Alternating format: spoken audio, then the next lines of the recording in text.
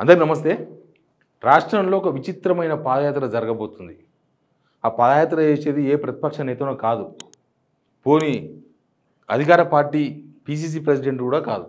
CM కాదు, మంత్రులు కాదు, ఎమ్మెల్యేలు కాదు, ఎమ్మెల్సీలు కాదు, ఎవరు కాదు. ఏఐసీసీ రాష్ట్ర వ్యవహారాల ఇన్ఛార్జ్ మీనాక్షి నటరాజన్. అంటే ఈ కాంగ్రెస్ ఇన్ఛార్జ్, ఏఐసీసీ పెట్టిన ఒక ఇన్ఛార్జ్, ఆమె పాదయాత్ర చేస్తుంది రాష్ట్రంలో.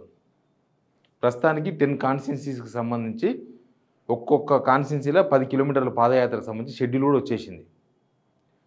అసలు ఈ పాదయాత్ర ద్వారా ఏం చెప్పాలనుకుంటున్నారు వాళ్ళు? ఏం చెప్పాలనుకుంటున్నారు? ఒక పీసీసీ ప్రెసిడెంటో లేకపోతే ఒక మంత్రిలో తిరిగితే అది వేరే. కానీ ఒక రాష్ట్ర వాళ్ళ ఇన్ఛార్జ్ పాదయాత్ర చేయడం ఏంది? కాంగ్రెస్ వాళ్ళందరినీ పరిశాన పడేసింది. ఈ అంశం మీద మాట్లాడదాం మనం. సబ్స్క్రైబ్ చేసుకున్న వాళ్ళు కింద ఉన్న సబ్స్క్రైబ్ అనే బటన్ నొక్కండి ఒకసారి. ఇది షెడ్యూల్. ఆమె 31వ తేదీ నుంచి 6వ తేదీ వరకు ఎన్ని కాన్స్టిట్యున్సీలు?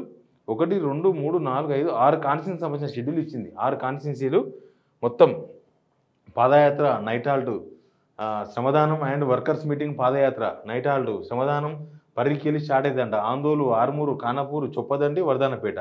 దీనిలో ఆల్మోస్ట్ ఒక ఆర్మూరు తప్ప అన్ని ఆర్మూరు తప్ప మొత్తం వీళ్ళ కాన్స్టిట్యున్సీలే. కాంగ్రెస్ ఎమ్మెల్యేలు, ఆందోళన మినిస్టర్, హెల్త్ మినిస్టర్ ఉన్న కాన్స్టిట్యున్సీ ఇవి. అసలు నిజానికి కూడా రాజకీయ పార్టీలు పాదయాత్ర చేయడం ఓకే. ఇప్పుడు కాంగ్రెస్ వాళ్ళు అధికారంలో ఉన్నారు. అధికార పార్టీ పాదయాత్ర చేయడం ఏంది? అందులో ఏఐసీసీ ఇన్ఛార్జ్ పాదయాత్ర చేయడం, ఆ ముఖం చూసి ఓట్లు వేయాలన్నా లేకపోతే ఆమెను చూసి ఓట్లు వేయాలన్నా? వేస్తారా జనం? మొదలే లోకల్ బాడీ ఎలక్షన్స్ వస్తున్నాయి కాబట్టి చేస్తున్నారా? పీసీసీ చీఫ్ ఉన్నాడు, ఆయన చేస్తే ఓ అందం ఉంది. పీసీసీ చీఫ్ అంటే ఆయన కూడా పీసీ చీఫ్ ఇచ్చారు, కానీ ఆ స్టేచర్ కనిపిస్తలేదని కాంగ్రెస్లో ఒక పెద్ద చర్చ ఉంది. సరే, ఆ పాదయాత్ర చేస్తారన్నా కనీసం ఆ స్టేచర్ వస్తుంది. ఆయన చేస్తలేడు. ముఖ్యమంత్రి కాదు, మంత్రి కాదు, ఎవరు చేస్తలేరు. ఈమె చేయడం వల్ల ఏమవుతుంది? మొదలే ఇచ్చిన హామీలు, చాలా హామీలు అమలు చేయలేదు. చాలా కాదు, 80% హామీలు అమలు చేయలేదు. ఇప్పుడు ఒక మంత్రి పాదయాత్ర చేసిననుకో, వాళ్ళే భయపడుతున్నారు. మంత్రులు, ఎమ్మెల్యేలే పాదయాత్రలు చేయాలంటే వద్దురా నాయన వాసిపోతుంది, వాళ్ళు వీళ్ళు వచ్చి అది చేయలే, ఇది చేయలే, 2500 యాడుంది, స్కూటీ యాడుంది, బంగారం ఏడుంది, పెన్షన్ యాడుంది, రేషన్ కార్డు యాడుంది, ఇల్లు యాడుంది అని పరిశాన్ చేస్తారని చెప్పి వాళ్ళే ఆచితూచి ఏదో కొద్దిమంది కార్యకర్తలను పెట్టుకుని అటో ఇటో పోయిస్తున్నారు. సరే, వాళ్ళు పోయినా ఒక అందం ఉంటుంది. ఎవరైనా వచ్చి నాకు రేషన్ కార్డు రాలేదంటే కనీసం ఎవరికో, ఎంఆర్ఓకో, ఆర్డీఓకో ఫోన్ చేసి పలానా వాళ్ళకి ఎందుకు ఎంఆర్ఓ రాలేదు, ఎందుకు ఆర్డీఓ మీకు రేషన్ కార్డు రాలేదు, ఇయ్యండి అని చెప్పని కానీ వస్తుంది. ఈ మీనాక్షి నటరాజన్ గారు ఏం చేస్తారు? ఎవరికి చెప్తారు? ఏం సమాధానం చెప్తారు? నిజంగా తెలంగాణ ప్రజలకు ఇది మంచి అవకాశం ఇది. సరే, రాహుల్ గాంధీ ఎలక్షన్స్ అప్పుడు ప్రచారం చేసిండు, వస్తలేడు. అప్పటి నుంచి కథం అయిపోయాడు, వస్తలేడు. ఇంకా ప్రియాంక గాంధీ గారు కూడా వచ్చి ప్రచారం చేసిండ్రు, గెలిచినాక వస్తలేరు. అంతకుముందేమో కాళ్ళకు చక్రాలు కట్టుకుని తిరిగిండ్రు. ఈయనే ఉంటారు, మొత్తం జూబ్లీ హిల్స్నే ఒక ఇల్లు తీసుకుంటున్నారు, ఇక్కడనే ఉంటారని కూడా ప్రచారం చేసిండ్రు. ఉత్త ప్రచారం, డొల్ల ప్రచారం అది.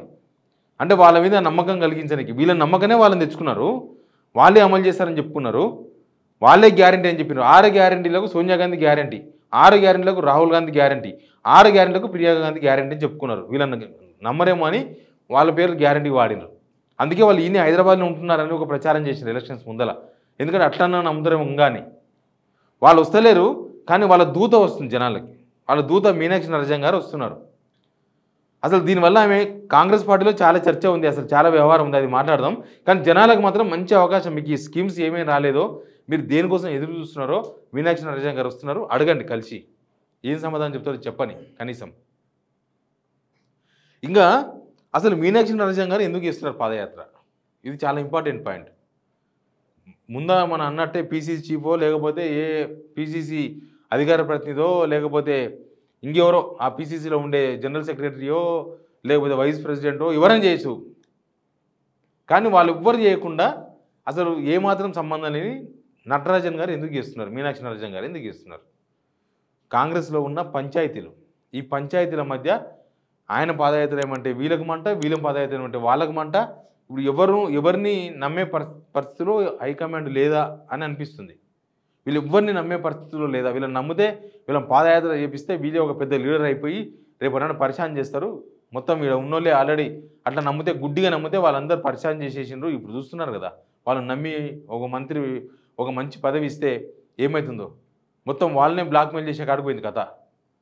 కాబట్టి హైకమాండ్ ఎవరిని నమ్మక బహుశా అమ్మ పోయిరా అట్లా పోయి కనీసం నువ్వు పోతే కార్యకర్తలన్నా కొంచెం యాక్టివ్ అవుతారు, వీళ్ళు నమ్ముకుంటే ఏ పని కాదు, వీళ్ళ కొట్లాటలు ఎక్కువైపోయినాయి, వీళ్ళ పంచాయతీలు ఎక్కువైపోయినాయి, వీళ్ళ వద్దు అని చెప్తే మీనాక్షి నరసింహన్ గారు పాదయాత్ర చేస్తున్నారా? ఇంకోటి ఏం పాదయాత్ర ఇదనంటే సంవిధాన పాదయాత్ర అంటే రాజ్యాంగం అమలైతే లేదని చెప్పే పాదయాత్ర, రాజ్యాంగం కోసం అమలు కోసం జరుగుతున్న పాదయాత్ర. ఈడ 10 మంది ఎమ్మెల్యేలు పార్టీ మార్చుకున్నారు, మీరే చేర్చుకున్నారు 10 మంది ఎమ్మెల్యేలు. డిస్క్వాలిఫికేషన్ వల్ల ఇంతవరకు సంవత్సరంన్నర అయింది. కనీసం వాళ్ళతో కంప్లైంట్ చేసి సంవత్సరం అయిపోయింది. అది రాజ్యాంగమా? రాజ్యాంగం అమలైతే లేదు, తెలంగాణలో అమలైతే లేదని చెప్పడానికి అది చాలు కదా. ఎవరన్నా అడిగితే దీన్ని కూడా అడగండి, ఎదురుపడితే 10 మంది ప్రతిపక్ష పార్టీ ఎమ్మెల్యేలు వచ్చి కాంగ్రెస్లో జాయిన్ అయితే రాజ్యాంగం అమలు అయ్యిందా?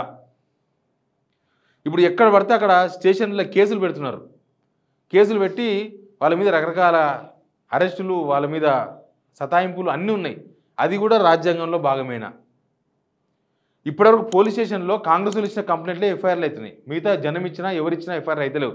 అది కూడా రాజ్యాంగంలో భాగమేనా? అడగండి. ఎవరైనా ప్రజాస్వామికవాదులు తెలంగాణలో మస్తు మంది ఉన్నారు, రేపు నుంచి పాదయాత్ర వస్తారంట, వాళ్ళ కొట్లాటలు ఏమైనా వేసుకుని వాళ్ళ మీద వాళ్ళకి నమ్మకం లేక వస్తున్నారంట. అడగండి. ఇవి కూడా అసలు ఏంది ప్రజాపాలన అన్నారు? ఎక్కడుంది ప్రజాపాలన? ఎక్కడుంది? పాలన ఉంది, ప్రజా తీసేస్తే వేరే వచ్చింది. ఇక్కడ అంకుశ పాలన వచ్చింది, ఇక్కడ ప్రజాపాలన కాకుండా. కాబట్టి ఆ విషయాలను కూడా అడగండి. అసలు ఏంది ఇదంతా? అసలు కార్యకర్తలు చెప్పిన వాళ్ళకే ఇందిరమ్మ ఇల్లు వస్తుంది, కార్యకర్తలకే ఇందిరమ్మ ఇల్లు వస్తుంది, కార్యకర్తలు చెప్పిన వాళ్ళకే రేషన్ కార్డు వస్తుంది, కార్యకర్తలకే రేషన్ కార్డు వస్తుంది. ఇది కూడా ప్రజాస్వామ్యంలో ప్రజాపాలన భాగమైన? అడగండి. ఇది ఒక మంచి అవకాశం. కాంగ్రెస్లో పంచాయతీలన్నీ కూడా ఈ పంచాయతీలతో తీర్చలేక ఆ పంచాయతీలను ఇక మనం ఏం చేయలేమనే సిచ్యువేషన్లో ఆమె పాదయాత్ర చేస్తున్నారేమో అన్న సంకేతాలు అయితే కనిపిస్తున్నాయి. బట్ జనాలకు మాత్రం మంచి అవకాశం. మీరు హామీల నుంచి అని అడగండి, ప్రజాస్వామ్యం గురించి అని అడగండి, అసలు దేని గురించి అని అడగొచ్చు. అసలు ఈ మేడం పాదయాత్ర పెట్టుకున్నారంటే ఇక్కడున్న కాంగ్రెస్ వాళ్ళ ముఖాలు చెల్తలేవని అర్థం. వీళ్ళ ముఖాలను జనం నమ్మరు. పోయి ఇప్పుడు కనుక మళ్ళీ ఏమైనా చెప్తే జనం ఉల్టా అవుతారు. మొదలే ఎలక్షన్ ఉంది కాబట్టి అవన్నీ పెట్టకుండా మేడంను పంపిస్తున్నారేమో అనుకుంటున్నారు కాంగ్రెస్లో చాలామంది. ఎలక్షన్స్ ముందు కూడా బట్టి విక్రమార్క గారు పాదయాత్ర చేసిండ్రు, రేవంత్ రెడ్డి గారు బస్సు కమ్ పాదయాత్ర కమ్ కారు యాత్ర అన్నీ చేసిండ్రు, మస్తు హామీలు ఇచ్చిండ్రు. ఇప్పుడు సేమ్ అట్లాంటి పాదయాత్రనే జరగబోతుంది కాంగ్రెస్ నుంచి. కాబట్టి ఎవరికి ఏం రాలేదో, ఎవరెవరు ఏం కోరుకుంటున్నారో, ఎవరెవరికి ఏమొస్తాయని మీరు ఆశపడ్డారో మొత్తం అడిగేయచ్చు, కడిగేయచ్చు వాళ్ళని. ఇంకా మళ్ళీ ఇప్పుడు తప్పితే ఈ ఎలక్షన్ అయిపోతే మళ్ళీ ఎప్పుడు వస్తారో తెలియదు వాళ్ళు. కాబట్టి ఇదే మంచి అవకాశం. మీనాక్షి నరసింహన్ గారిని అడిగితే రాహుల్ గాంధీని అడిగినట్లే. చూద్దాం ఏం జరుగుతుందో. Please subscribe signal TV.